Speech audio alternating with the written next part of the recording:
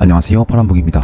여러분들께서는 포스코 인터내셔널이 뭐하는 기업인지 궁금하시기도 하고 또 이 회사에 대해서 가스전, 구동모터코어, 세넥스 가스전 등의 복잡한 용어들을 들어보셨을 것입니다. 오늘 저는 일반인 관점에서 매우 복잡하고 난해한 자료들을 최대한 간결하고 핵심만 요약해서 전달드릴 것입니다. 이번 영상에서는 제가 생각할 때 투자 관점에서 집중해야 할 3개 사업부를 집중적으로 분석을 하고 해체해서 압축 밸류에이션을 제공하겠습니다. 결론부터 말씀드리자면 포스코 인터내셔널의 업사이드는 분명히 열려있으며 투자 매력도는 있지만 개별적으로 영업이익의 판단에 있어서는 개별적인 해석이 필요합니다. 사실 이번에 포스코 인터내셔널 분석은 저도 머리를 쥐어뜯으며 자료 분석에 어려움을 겪었는데 기존 주주분들께서는 이 모든 것을 알고 투자하는 것인지 자료 정리를 하면서 경외심까지 드는 수준이었습니다. 어쨌든 저는 차트를 쓱쓱 긁어서 대충 아는 척 정리할 생각은 없으며 오늘도 핵심만을 가장 깔끔하게 정리를 해보겠습니다.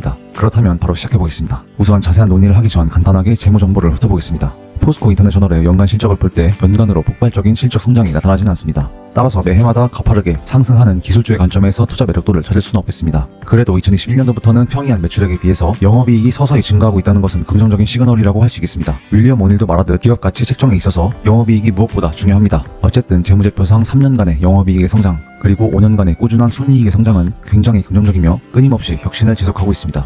이러한 포스코 인터내셔널의 꾸준한 성장은 가스전 사업부의 호실적이 그 이유이며 매출액은 들쭉날쭉하지만 후술하겠으나 매출액 자체는 트레이딩 사업부 때문에 왜곡이 발생한 것입니다. 우리는 매출액 변동에 주목해서 기계적인 해석을 할 것이 아니고 기업의 핵심 사업부를 평가할 것입니다. 먼저 이 자료는 5월 포스코 인터내셔널 공식 자료인데 보시면 트레이딩 사업부의 매출 비중이 매우 크다는 것을 확인할 수 있습니다. 시청자분들께서도 아시겠지만 매출액 그 자체는 무시할 데이터는 아니지만 중요한 것이 아닙니다. 실제로 돈이 되는 수익성이 좋은 사업부가 훨씬 그 중요도가 큽니다. 매출액만 뻥튀기 되는 사업부에 집중한다면 정작 중요한 부분을 놓칠 수 있습니다. 그렇다면 일단 먼저 매출 비중이 매우 큰 트레이딩 사업을 먼저 살펴보겠습니다. 이번 2분기 실적 발표 내용인데 소재 사업부 실적은 전년도 2분기에 일회성 수익이 포함되어서 YOY상으로는 부진한 실적이 나타났지만 크게 악재 요인이라고 생각할 것은 아닙니다. 사업부 전반이 침체 국면으로 들어가는 것도 아니며 소위 캐즘으로 일컫는 전기차 전방위 산업의 일시적인 수요 감소와 고금리로 인한 세계적인 불경기 속에서 이 정도의 매출액과 영업이익을 꾸준히 낸다는 것은 꽤나 선방했다고 할 수 있겠습니다.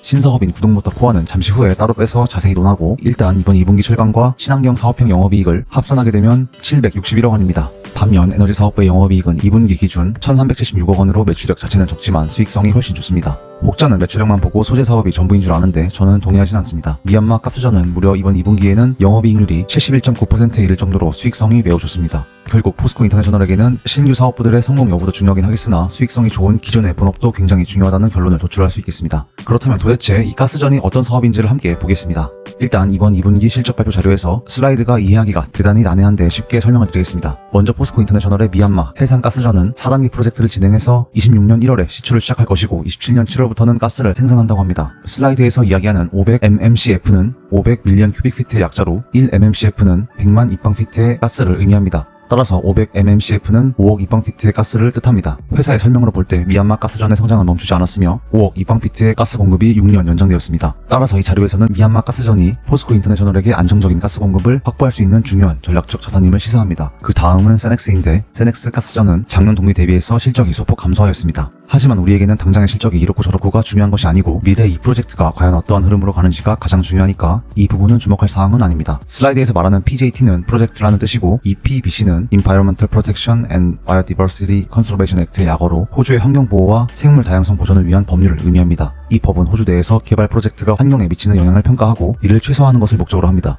세넥스의 가스전 확장 개발이 EPBC의 최종 승인을 받은 것은 포스코 인터내셔널의 이 프로젝트가 호주의 환경보호 기준을 충족했음을 의미합니다. 이번에 승인을 얻음으로써 세넥스는 가스전 확장 작업을 진행할 수 있게 됩니다. 헨콕2는 호주의 헨콕그룹의 자회사인 헨콕에너지를 의미합니다. 헨콕에너지는 세넥스와의 가스 개발 프로젝트에 투자해서 이 사업의 지분을 가지고 있으며 이번 프로젝트 확장에 기여하고 있습니다. 또한 슬라이드 하단부에 기재한 아틀라스 가스 시설은 세넥스가 운영 중인 가스 처리 시설로 가스전을 통해 추출한 가스를 정제하고 처리하는 시설입니다. 아틀라스 가스 시설은 호주 퀸즐랜드주에 위치해 있으며 해당 시설에서 처리한 가스는 주로 호주의 동부 해안 시장으로 공급됩니다. 결국 포스코 인터내셔널의 세넥스 가스전 확장 개발에 참여해서 회사가 목표하는 연간으로 60페타줄의 생산량의 의미는 엄청난 분량의 천연가스를 생산한다는 뜻입니다.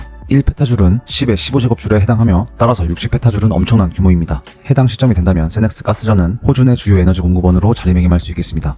60페타줄은 약 10TWh에 해당하는 에너지로 이는 수백만 가구의 연간 전력 소비량을 충족할 수 있는 양입니다. 지금 포스코 인터내셔널이 참여하는 에너지 사업부는 호주라는 국가 전체의 전력망 구축에 참여하는 수준이고 그 규모나 수익성을 볼 때 우리가 일반적으로 상상하기 어려운 규모의 프로젝트라고 할 수 있겠습니다. 그렇다면 주어진 자료들을 토대로 구체적으로 대략적인 포스코 인터내셔널의 가치를 측정해 보겠습니다.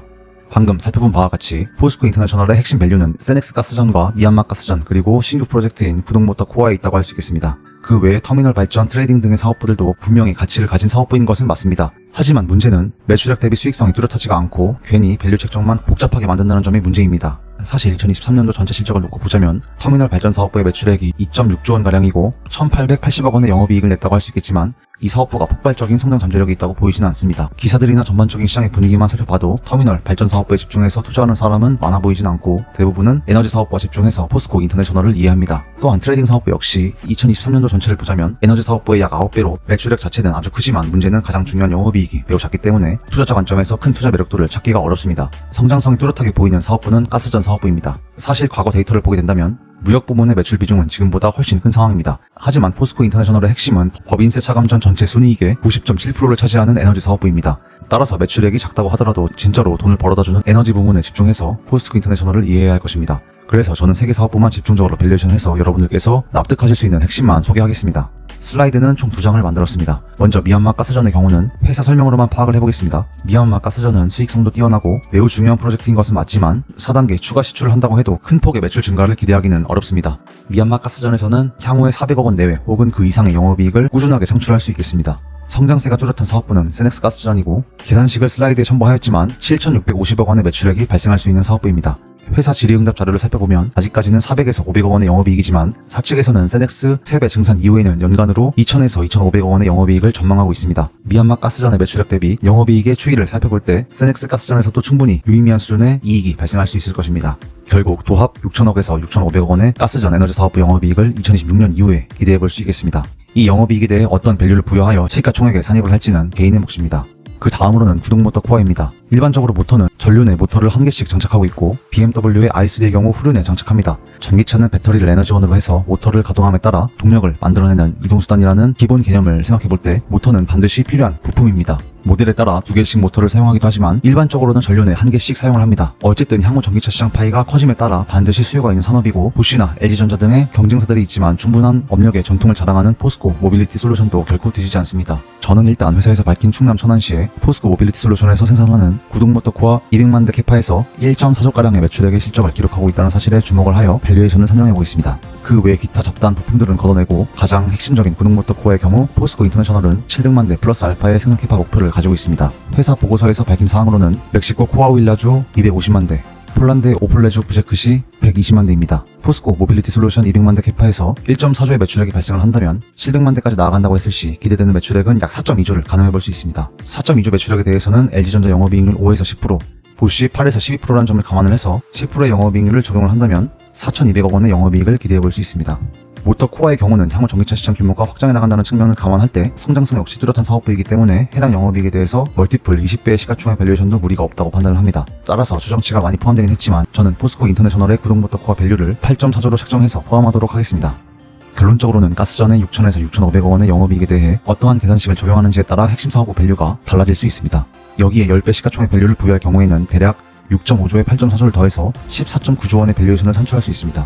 가스전 영업이익 멀티플을 20배까지 부여를 해서 폭발적으로 성장하는 성장주 관점에서 밸류를 부여하기에는 좀 무리가 있다고 생각을 하지만 그렇게 보자면 21.4조의 밸류입니다. 포스코 인터내셔널은 구동모터 코어의 여파 때문인지 2차 전지 기업들과 주가 흐름이 비슷한 경향성을 나타내고 있는데 영위하고 있는 사업부가 다양하기 때문에 이렇게 단순하게 볼 것은 아닙니다. 여기에 추가적으로 터미널 발전과 트레이딩 사업부까지 포함을 한다면 산출한 밸류에이션에 추가적으로 작게 더할 여지가 있겠습니다. 하지만 이 계산은 서두에 말씀드린 바와 같이 복잡하고 회사 가치에 기여하는 바가 미미하기에 제외하였습니다. 또한 포스코홀딩스 밸류데이에서 밝힌 바와 같이 포스코 그룹은 사업성이 떨어지는 사업부를 정리를 하고 그야말로 돈이 되는 사업부에 집중하겠다는 입장을 보인 바 있습니다. 따라서 매출액 대비 수익성이 떨어지는 이런 작은 사업부들이 계속 지금처럼 큰 비중을 유지할지도 미지수이기 때문에 따로 넣진 않았으니 더 계산이 필요하신 분들께서는 개별적으로 추가하시면 되겠습니다. 어쨌든 저는 14.9조에서 21.4조의 밸류를 가늠을 하며 오늘 영상은 이쯤에서 마무리를 하려고 합니다.